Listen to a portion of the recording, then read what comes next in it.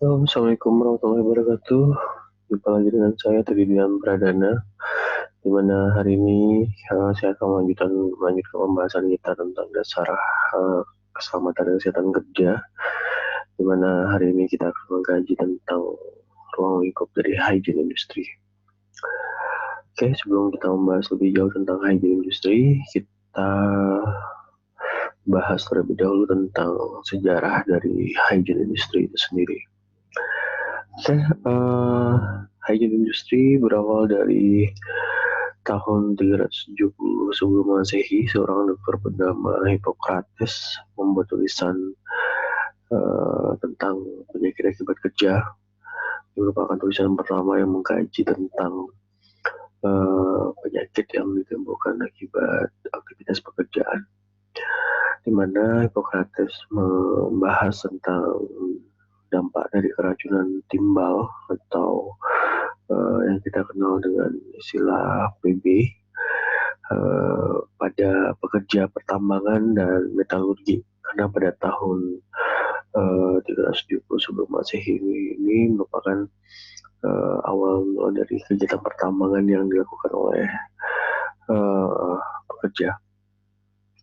Pada tulisan ini Hippocrates mengkaji ataupun membuat tulisan pertama dalam bidang kedokteran kerja atau occupational medicine. Selanjutnya pada awal abad pertama setelah Masehi, seorang penulis bernama Plinius Secundus menulis bahwa sedikit penambang yang menyelimuti mukanya dengan nose bladder atau kain penutup yang terbuat dari kandung kemih binatang memungkinkan mereka dapat melihat tanpa menghirup debu-debu yang berbahaya. Dan sebagian pekerja telah berusaha melakukan kontrol terhadap bahaya tersebut dengan menggunakan APD berupa nose bladder tadi. Jadi pada awal abad pertama Masehi, Plinius ini dia mencoba mengkaji pentingnya menggunakan alat pelindung diri dalam melakukan pekerjaan. Kemudian pada tahun 1473, Ellen Bock melakukan kajian tentang pengenalan bahaya dari uap logam dan menggambarkan gejala-gejala akibat keracunan uap logam, timbal, dan merkuri. Dilanjutkan pada tahun 1556, Georgius Agricola menerbitkan tulisan De Re Metallica menyatakan bahwa semua aspek di industri pertambangan, peleburan, dan penyulingan tidak ada yang terbebas dari penyakit dan celaka, dan alat yang bisa digunakan untuk mencegah penyakit dan celaka tersebut adalah salah satunya menggunakan ventilasi. Jadi sudah mengenal istilah rekayasa lingkungan atau upaya pengendalian bahaya lingkungan dengan membuat ventilasi sebagai bentuk pengurangan risiko dari debu yang ada di pertambangan. Kemudian dilanjutkan pada hasil penelitian Paracelsus tahun 1567 tentang penyakit yang berkaitan dengan pernapasan pada pekerja pertambangan, disertai dengan penjelasan tentang keracunan dari merkuri. Paracelsus ini dikenal sebagai bapak atau psikologi dunia karena ungkapannya yang sangat terkenal bahwa semua zat itu beracun. Jadi dosis yang tepatlah yang membedakan apakah zat yang beracun tersebut itu dapat menjadi obat atau bahkan tetap menjadi sebuah racun. Jadi Paracelsus sudah mengkaji tentang semua bahan-bahan yang ataupun semua zat itu semuanya memiliki risiko yang sama, yaitu racun. Yang membedakan dia hanyalah dosis atau jumlahnya. Selanjutnya tulisan Bernardino Ramazzini tahun 1633 sampai 1714, dikenal sebagai bapak kedokteran kerja atau occupational medicine. diterbitkan pada tahun 1713 atau 1 tahun sebelum beliau wafat, menulis tentang penyakit para pekerja. Ya, tulisan pertama yang dianggap sebagai risalah lengkap dalam bidang penyakit akibat kerja. Kemudian pada dilanjutkan oleh Percival menyatakan bahwa para pekerja pembersih cerobong asap di Inggris ini menderita penyakit kanker skrotum. Jadi Percival menekankan bahwa adanya jelaga dan kurangnya hygiene di cerobong asap menyebabkan kanker skrotum pada pekerja. Dari hasil penelitian ini, maka Percival menjadi okupasional epidemiologis pertama dalam sejarah. Pada tahun 1910, Dr. Ernest Hamilton melakukan penelitian di beberapa tempat kerja yang dianggap berbahaya.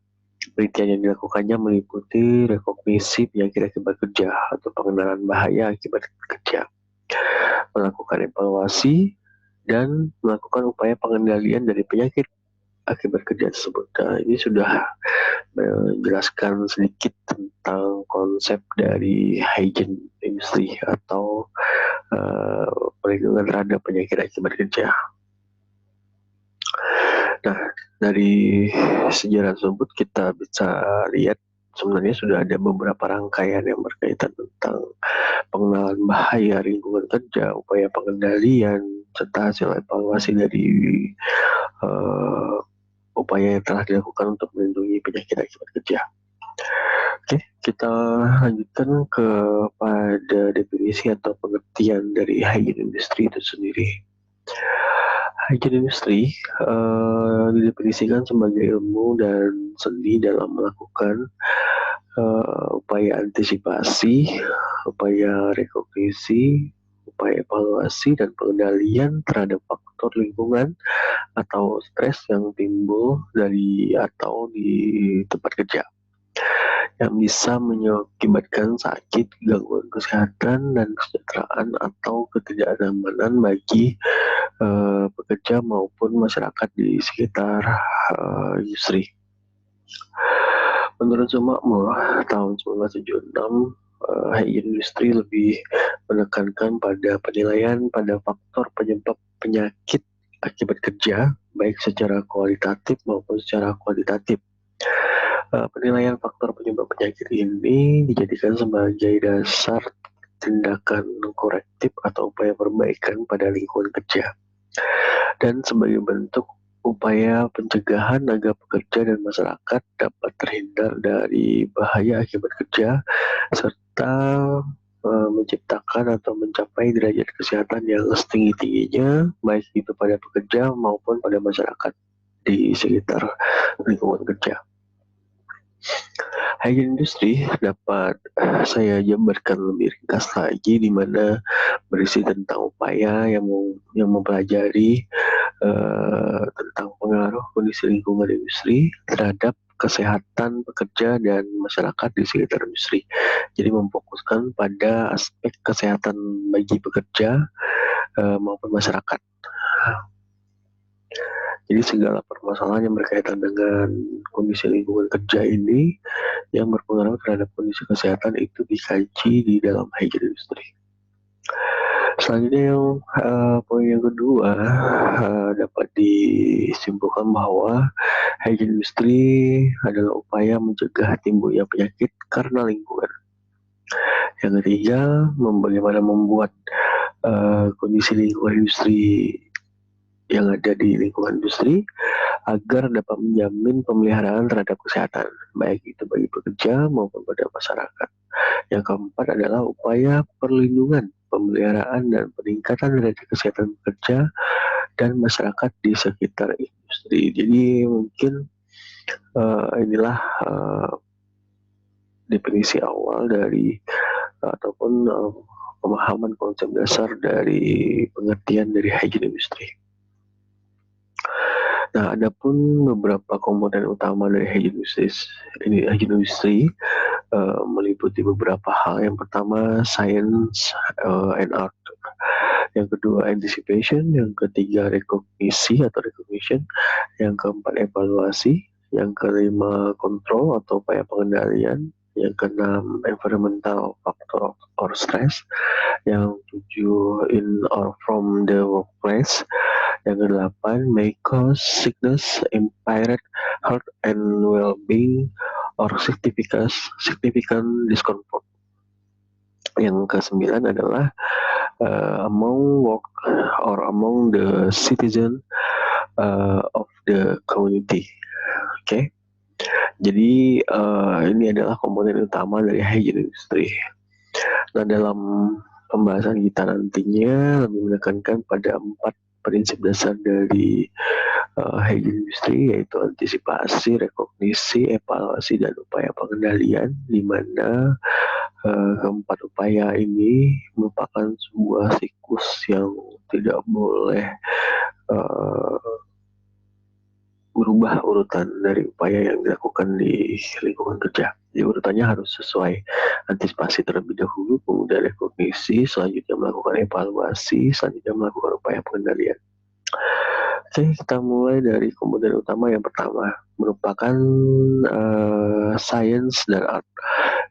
Maksudnya di sini adalah merupakan ilmu pengetahuan yang berdasarkan teori, metode, dan implementasi keilmuan yang memenuhi kaidah ilmiah. Jadi artinya upaya yang dilakukan di hygiene industry ini sudah ataupun harus memenuhi kriteria kajian ilmiah.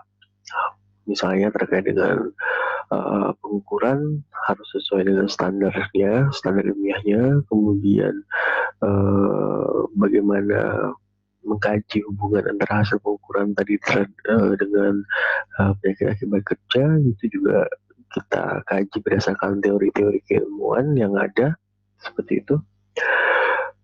Kalau untuk aspek seni, ini lebih kepada bagaimana kemampuan kita dalam mengembangkan metode yang tadi, metode pengenalan ataupun implementasi keilmuan tadi dengan pendekatan keilmuan hygiene industry di tempat kerja. Jadi bagaimana penerapannya, ini pengembangannya, seninya itu adalah di bagaimana penerapan dari metode tersebut. Kemudian yang kedua, anticipation atau antisipasi. Ini merupakan upaya ataupun kegiatan memprediksi potensi bahaya yang ada di tempat kerja. Nah, jadi di antisipasi ini kita melakukan prediksi. Nah, kira-kira bahaya-bahaya ataupun potensi apa saja yang ada di tempat kerja yang dapat merugikan ataupun yang dapat menimbulkan dampak negatif bagi kesehatan pekerja maupun masyarakat di sekitar lingkungan kerja.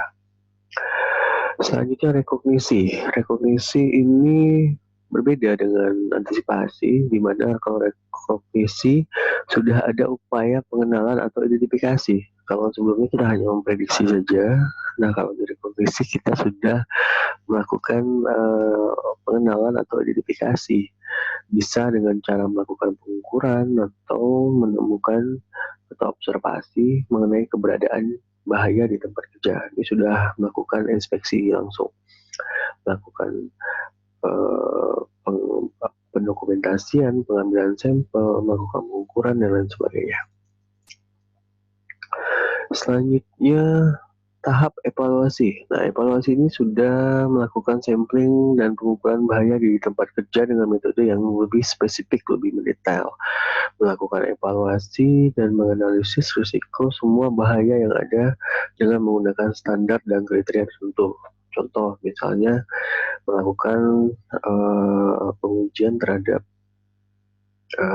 komponen lingkungan, misalnya air, maka menggunakan standar baku mutu air terkait dengan Misalnya juga terkait dengan pencemaran limbah, maka ada standar atau baku mutu yang ditetapkan apakah air tersebut sudah tercemar limbah atau tidak. Nah, kalau di Indonesia kita biasanya menggunakan standar dari Permen LH, tapi kalau untuk skala global Anda bisa menggunakan standar dari WHO atau dari EPA sebagai standar atau indikator penentuan kriteria bahaya di tempat kerja. Selanjutnya tahap kontrol atau upaya pengendalian. Nah, kegiatan ini dilakukan untuk mengendalikan bahaya yang ada di tempat kerja kita. Nah, bahaya yang ada di tempat kerja ini didapatkan dari hasil tahapan sebelumnya, mulai dari antisipasi, mulai dari rekognisi dan hasil evaluasi. Kemudian di upaya pengendalian ini adalah hasil evaluasi dari 3 tahapan yang tadi saya sebutkan, di mana bahaya di tempat kerja ini kita kendalikan sehingga tidak menimbulkan dampak kesehatan bagi pekerja maupun bagi masyarakat. Misalnya pengendalian pada peralatan, misalnya pengendalian pada hasil produksi maupun penanganan limbah yang ada di tempat kerja. Jadi bisa juga berkaitan dengan rekayasa lingkungan di sekitar industri. Nah, selanjutnya menilai apakah lingkungan merupakan faktor lingkungan kerja yang meliputi segala sesuatu yang ada di tempat kerja. Jadi kita menilai berapa banyak jumlah stresor atau penyebab terjadinya tekanan terhadap pekerja. Jika dia cuma satu faktor lingkungan kerja, kita sebut sebagai stresor. Kalau jumlahnya banyak, maka kita sebut sebagai multifaktor atau stresses. Itu maksudnya di sini. Jadi melihat ataupun menilai bahwa lingkungan kerja ini merupakan faktor yang dapat menimbulkan tekanan atau menimbulkan gangguan bagi kesehatan di tempat kerja. Selanjutnya melihat apakah terdapat di lingkungan kerja atau di tempat lain, namun berasal dari lingkungan kerja. Contoh misalnya, kalau dampak di lingkungan kerja ya pasti berkaitan dengan pekerja. Tapi kalau misalnya terkait dengan limbah yang dihasilkan, ya bisa saja ini terjadi di luar lingkungan kerja, tapi sumbernya adalah di tempat kerja kita. Kalaupun misalnya saya contohkan tidak hanya limbah, tapi juga misalnya dampak dari suara dari mesin, suara yang ditimbulkan oleh mesin, misalnya menimbulkan kebisingan ataupun getaran oleh mesin, maka bisa saja terjadi tidak hanya di lingkungan kerja, tapi juga di luar lingkungan kerja. Tapi penyebabnya tetap berada di lingkungan kerja kita. Selanjutnya ini sudah bicara tentang efek ya. Kalau efek ini dapat menimbulkan kesakitan, gangguan kesehatan, kesejahteraan, bahkan hanya unsur ketidaknyamanan yang secara objektif sangat signifikan. Artinya dapat mengakibatkan efek negatif bagi kesehatan pekerja maupun masyarakat di sekitar kerja. Nah, selanjutnya bicara tentang apakah pekerja khususnya pada masyarakat yang dan pada masyarakat pada umumnya. Masyarakat yaitu masyarakat yang tinggal atau bermukim berdekatan dengan lingkungan industri kita. Jadi bisa saja berada di area produksi. Nah, ini lebih berkaitan pada sasaran ya, ataupun pada target yang menjadi ataupun yang terdampak akibat kegiatan di industri. Nah, ruang lingkup industri atau ruang lingkup hygiene industri meliputi yang tadi saya jelaskan, antisipasi, rekognisi, evaluasi, dan upaya pengendalian atau yang kita kenal dengan singkatan Arab ya, di mana tahapan ini tidak boleh ataupun urutan ini tidak boleh atau tidak bisa dibolak-balik. Jadi tidak bisa pengendalian dulu baru kita melakukan antisipasi. Jadi harus dimulai dari tahapan awal yaitu antisipasi, rekognisi, evaluasi, dan upaya pengendalian. Ini siklus yang tidak pernah berakhir selama aktivitas industri itu berjalan. Nah, kemudian dapat saya gambarkan di skemanya seperti ini. Proses yang ada di industri ini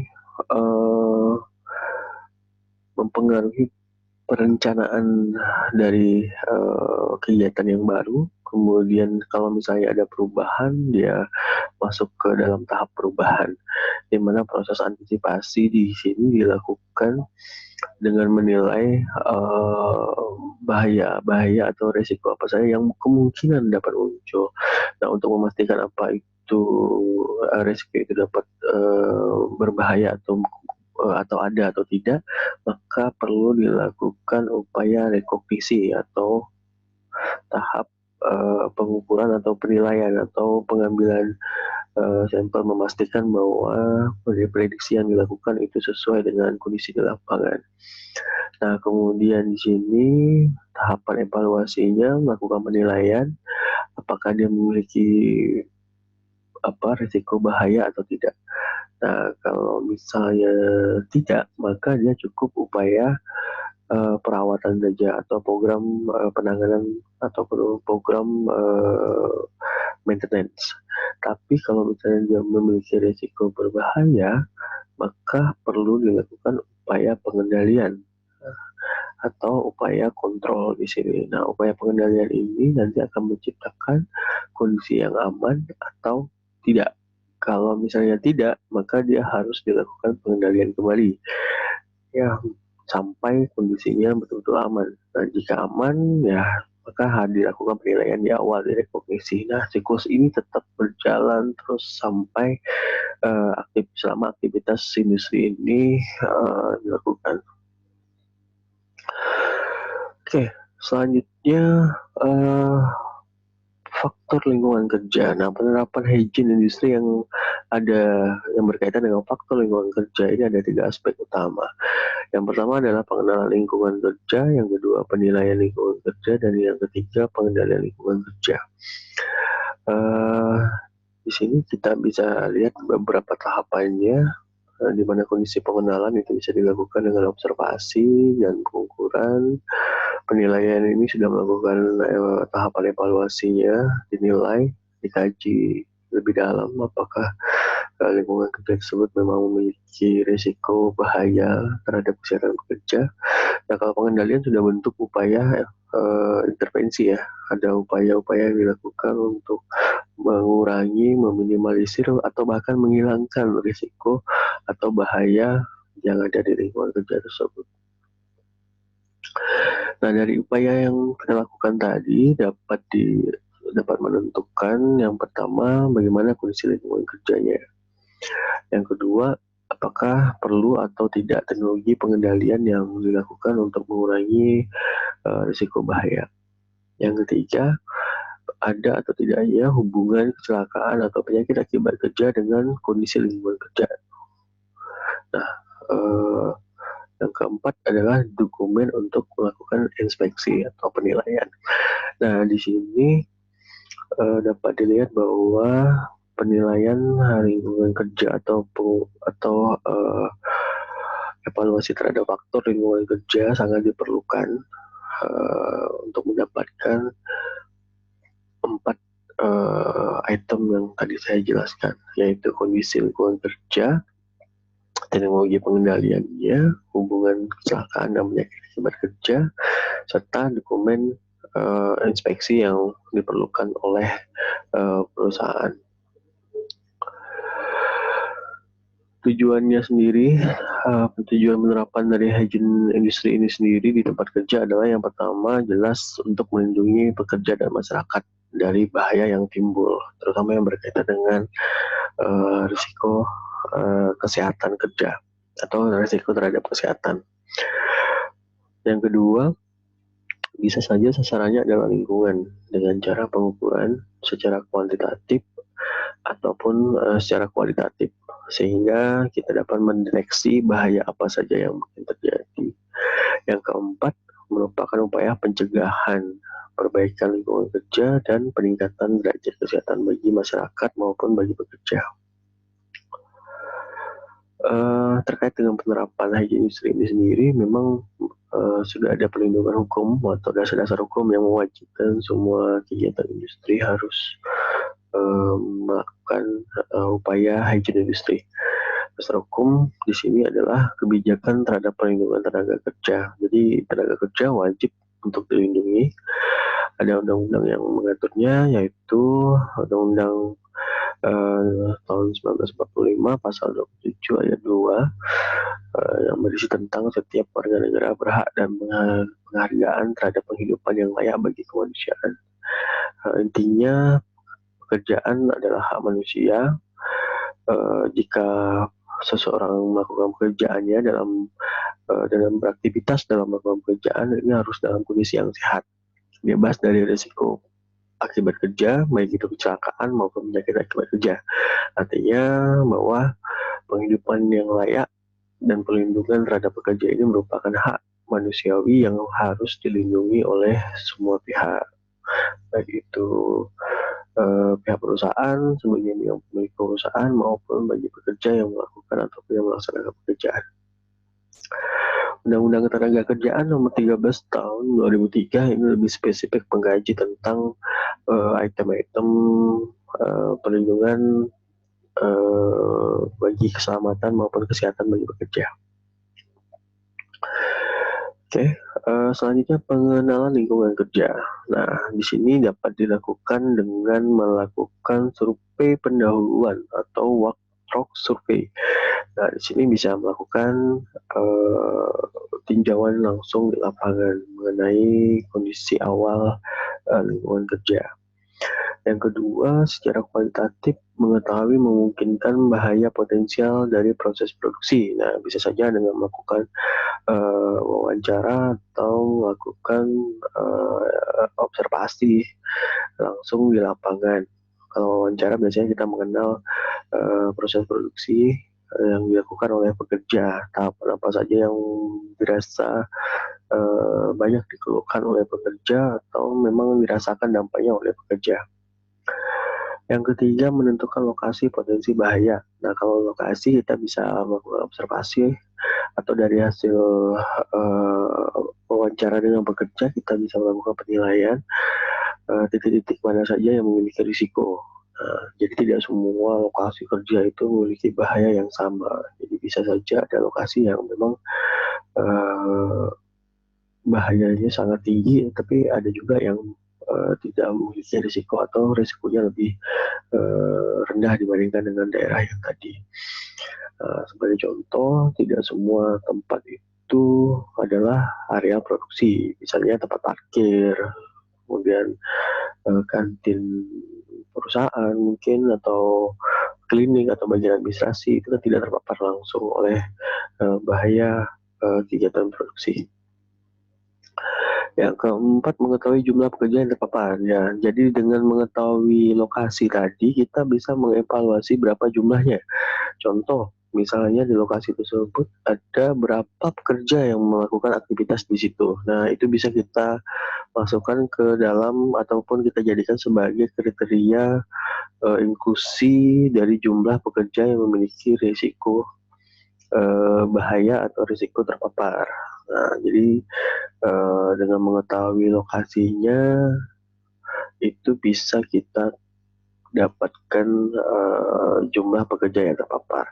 Nah, dari poin ketiga ini tadi terkait dengan penentuan potensi bahaya, tapi juga ada alat dan metode pengujian. Nah, contoh dengan mengetahui potensi bahayanya, kita bisa melakukan alat apa yang cocok untuk melakukan pengukuran.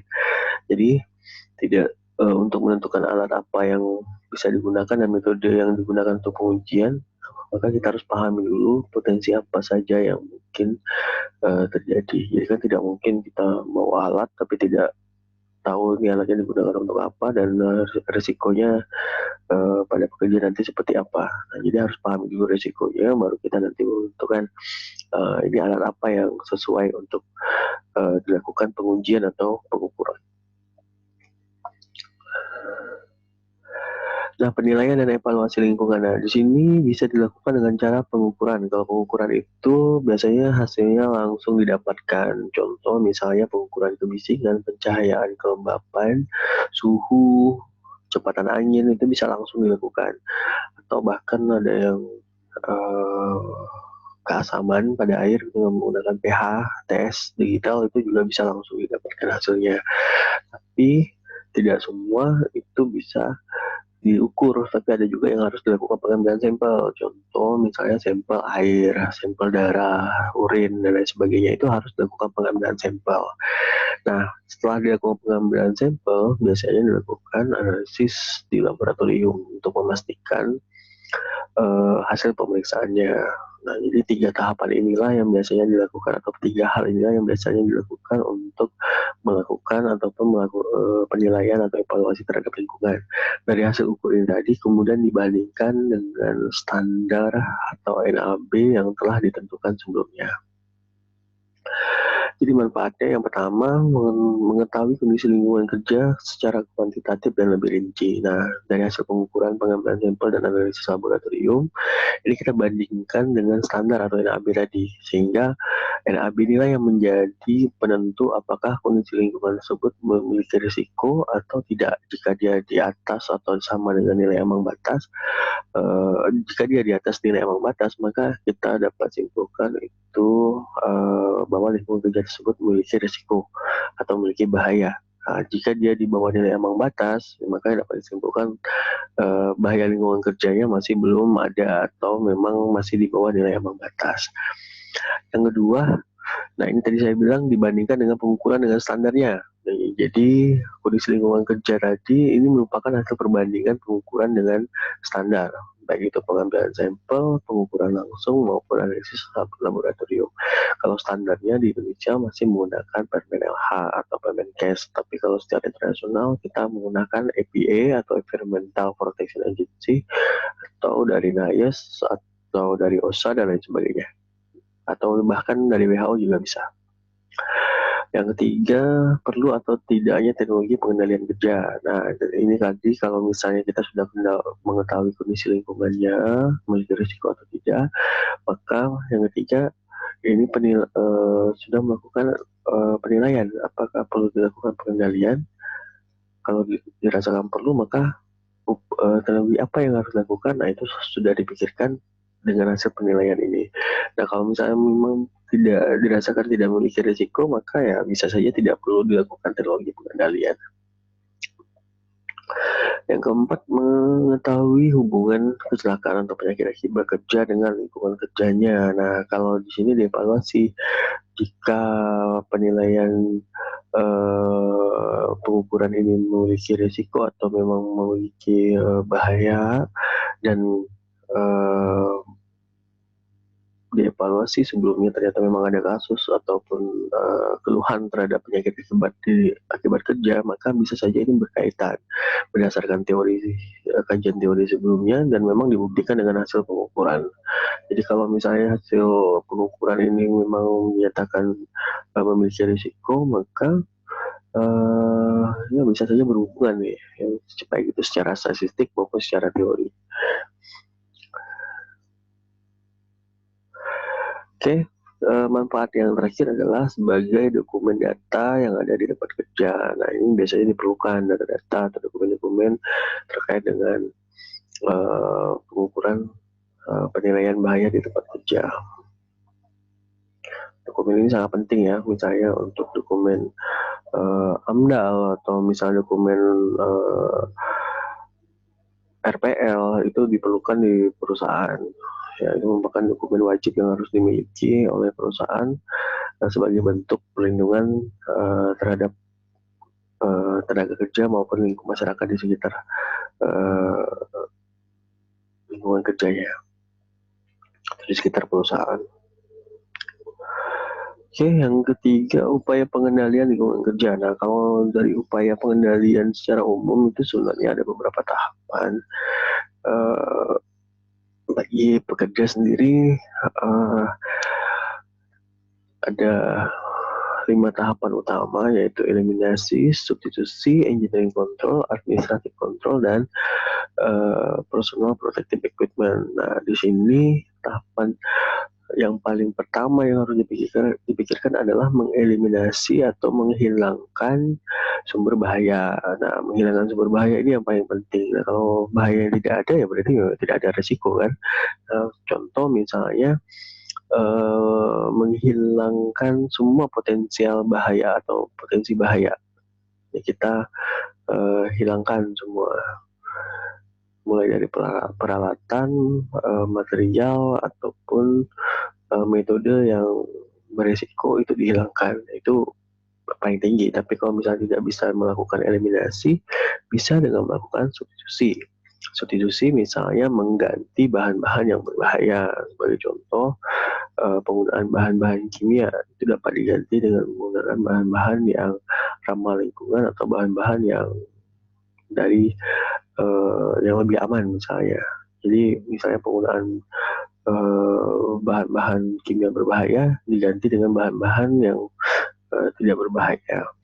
Nah, kalau misalnya untuk engineering control, ini adalah upaya untuk mengisolasi atau mengurangi kontak langsung dengan bahaya.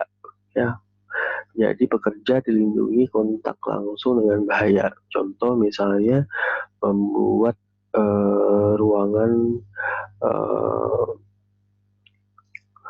operator. Ya, ruang operator ini sebagai bentuk mengurangi kontak langsung pekerja dengan mesin, atau memasang peredam pada mesin, jadi sehingga suara mesin tidak sampai keluar sehingga dan tidak mengganggu kesehatan bekerja, atau memasang ruang khusus, jadi memisahkan antara ruang mesin dengan pekerja. Ini bisa juga kita menggunakan seperti itu. Atau yang paling memungkinkan adalah upaya perawatan terhadap mesin. Nah, biasanya upaya maintenance atau perawatan terhadap mesin ini juga dapat mengurangi kondisi mesin yang menimbulkan bahaya terhadap lingkungan kerja.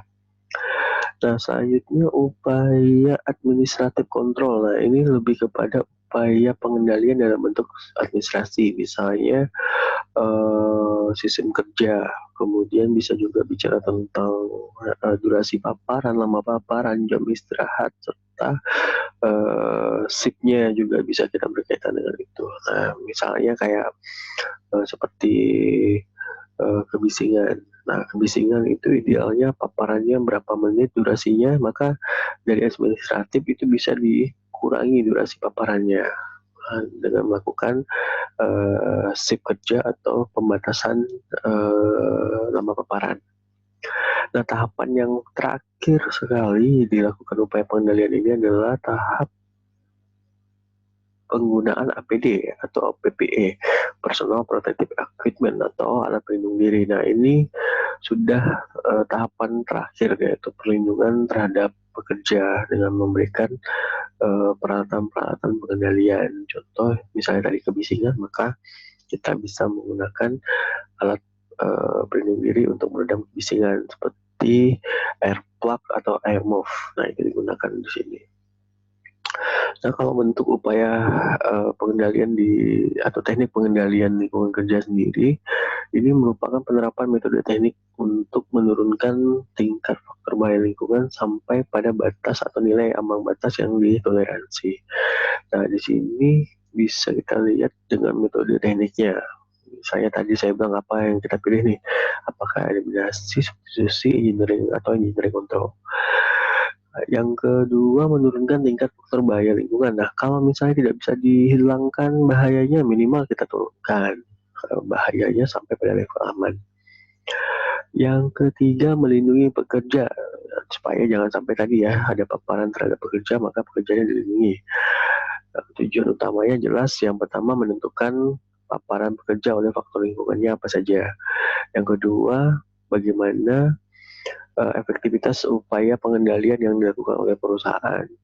Yang ketiga, meneliti kembali tempat kerja dengan memperhatikan ada atau tidaknya keluhan-keluhan dan gangguan kesehatan pada pekerja. Yang keempat, sebagai riset pengembangan ilmu pengetahuan. Yang kelima, tercapainya upaya peningkatan derajat kesehatan masyarakat dan produktivitas kerja. Contoh teknologi pengendalian di sini misalnya substitusi, isolasi. Substitusi tadi kita mengganti bahan-bahan yang berbahaya, isolasi kita memisahkan antara sumber bahaya tadi dengan orang ataupun dengan pekerja ataupun dengan masyarakat. Contoh menggunakan cara basah untuk mengurangi debu, ya misalnya dengan pemberian uap air untuk mengikat debu di udara sehingga debu yang ada di udara dapat terikat oleh air sehingga kadar debunya berkurang. Melakukan good housekeeping. Yang kelima, menggunakan ventilasi umum untuk mengalirkan udara bersih. Ini kalau untuk debu atau fume ini tidak tepat ya, karena kalau ini dapat menyebar justru debunya kalau menggunakan ventilasi umum. Nah, kalau untuk ventilasi lokal tujuannya memang untuk menangkap kontaminan. Nah, ini yang cocok untuk debu ya, debu yang ada di lingkungan menggunakan ventilasi lokal. Yang ketujuh, melakukan perubahan proses kerja, perbaikan proses kerja. Ini jika dirasakan perlu ya. Yang kedelapan, proteksi perorangan, yaitu tadi menggunakan APD. Nah, biasanya ada lembar pemantauan dan pengendalian bahaya. Contoh sebagai berikut nih, di sebelah kanan kita dilihat berisi tentang tanggal pemeriksaan, plannya, areanya apa, lokasinya di mana, dan identifikasi jenis bahayanya apa saja. Dari jenis bahaya ini dilihat sumber bahayanya di mana, kemudian dari sumber bahaya ini dan jenis bahaya kita bisa tentukan risikonya apa saja, kemudian bagaimana tingkat resikonya. Ini tingkat resiko bisa sedang, tinggi, sedang, bisa sangat tinggi atau juga bahkan tidak ada. Nah, kalau rekomendasi ini adalah saran yang harus dilakukan. Ini berisi tentang rekomendasi yang harus dilakukan oleh perusahaan. Ini status dari bahaya tersebut, kemudian keterangannya apa. Nah, di sini. Kemudian biasanya kita evaluasi dengan melakukan observasi terlebih dahulu nih, dengan melakukan dokumentasi ini. Kondisi awalnya adalah seperti ini, kondisi akhirnya jika sudah diperbaiki biasanya langsung diisi di kolom kondisi akhir. Contoh upaya pengendalian yang dilakukan misalnya di sini penggunaan atau upaya pengendalian pada risiko kebisingan. Nah, kebisingan itu kita bisa melakukan substitusi atau mengganti bahan-bahan yang memang dirasakan beresiko, maka kita ganti dengan atau penggunaan mesin yang menyebabkan kebisingan bisa kita ganti dengan mesin yang lebih rendah tingkat kebisingannya. Kemudian kita juga bisa memodifikasi alatnya. Misalnya kita dengan menambah ruangan ataupun menggunakan bahan-bahan yang dapat meredam kebisingan, dimodifikasi juga bisa. Kemudian pemeliharaan dengan maintenance, misalnya rutin mengganti oli, kemudian mengganti mesin-mesin yang memang sudah dirasakan tidak berfungsi dengan baik, itu dilakukan upaya perawatannya kembali. Kalau untuk mesin yang paling berisiko terhadap kebisingan itu yang menimbulkan gesekan adalah biasanya penggunaan oli ya. Jadi penggunaan penggantian oli pada mesin ini sangat diperlukan rutinitasnya atau diperhatikan jadwal penggantian olinya. Kemudian menggunakan bahan peredam seperti ini, seperti peredam seperti sarang telur ini. Nah, ini digunakan untuk peredam kebisingan. Nah, bahan-bahan ini biasanya digunakan oleh perusahaan untuk peredam ya. Kemudian penggunaan alat pelindung telinga seperti ini. Nah, ini kemudian ada tanda-tanda bahaya juga. Ini memungkinkan pekerja untuk memperhatikan kondisi lingkungan kerjanya, area-area mana saja yang memiliki risiko terhadap kebisingan, itu biasanya diberikan tanda bahaya seperti ini. Kemudian yang ketujuh, secara administrasi kita bisa mengatur durasi lama paparan. Nah, misalnya paparan untuk 85 desibel itu adalah berapa jam, maka kita kurangi jam kerjanya sehingga lama paparannya tidak berisiko terhadap tingkat paparan yang ada di lingkungan. Nah, ini biasanya diatur dengan administratif kontrol berupa jam istirahat maupun pengaturan shift kerja. Nah, kalau penggunaan operator ini juga tadi penting ya untuk memisahkan antara sumber bahaya dengan pekerjanya. Nah, kemudian alat deteksi di lapangan ini macam-macam bentuknya, macam-macam peruntukannya juga berbeda satu dengan yang lainnya. Seperti sound level meter untuk pengukuran kebisingan yang ada di lingkungan atau tingkat kebisingan yang ada di lingkungan. Nah, kemudian penggunaan lux meter untuk pengukuran pencahayaan yang ada di lingkungan kerja. Selanjutnya vibration meter untuk pengukuran getaran. Personal dose sampler untuk menghitung paparan debu terhadap orang, ini untuk menilai berapa banyak debu yang terhirup. Kemudian yang kelima adalah high volume air sampler atau HVAS. Seperti ini alatnya nih. Ini tujuannya untuk menilai ketebalan debu atau kadar debu yang ada di lingkungan. Gas detektor seperti ini untuk menilai gas variabel kondisi kualitas udara berupa gas di udara parameternya menggunakan ini. Kemudian anemometer untuk menilai kecepatan angin di udara. Nah, macam-macam alat yang lain sebenarnya lebih banyak sekali, tergantung resiko apa saja dan peruntukannya apa saja. Nah, jadi tidak semua alat ini digunakan, tapi tergantung pada penilaian awal atau observasi awal terkait dengan resiko bahaya yang ada di lingkungan kerja, kemudian baru kita bisa menentukan alat apa yang cocok atau yang sesuai terhadap resiko tersebut. Nah, selanjutnya adalah evaluasi program hygiene industry. Nah, dari hasil pengukuran, pengambilan sampel dan uji laboratorium,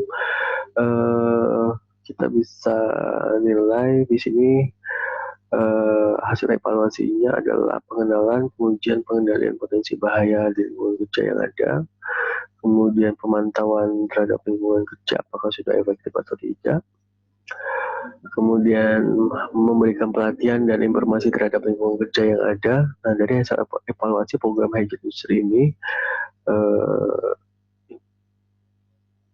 kita bisa menentukan informasi yang sesuai untuk kita berikan kepada pekerja. Kemudian yang keempat, penyusunan nilai ambang batas. Ini kita lakukan evaluasi terhadap hasil ukur dan pembandingan dengan standarnya. Kemudian yang kelima, alat rekayasa deteksi. Ini misalnya untuk pendeteksian awal bisa kita simpan di tempat-tempat yang memiliki risiko tinggi. Kemudian melakukan pemeriksaan lebih lanjut dari segi medisnya atau dampak terhadap kesehatan.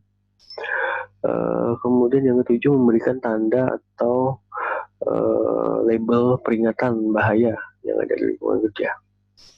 Yang kedelapan, kita melakukan koordinasi dan kerjasama dengan unit atau link perusahaan atau instansi profesi yang lain yang berkaitan dengan kesehatan kerja.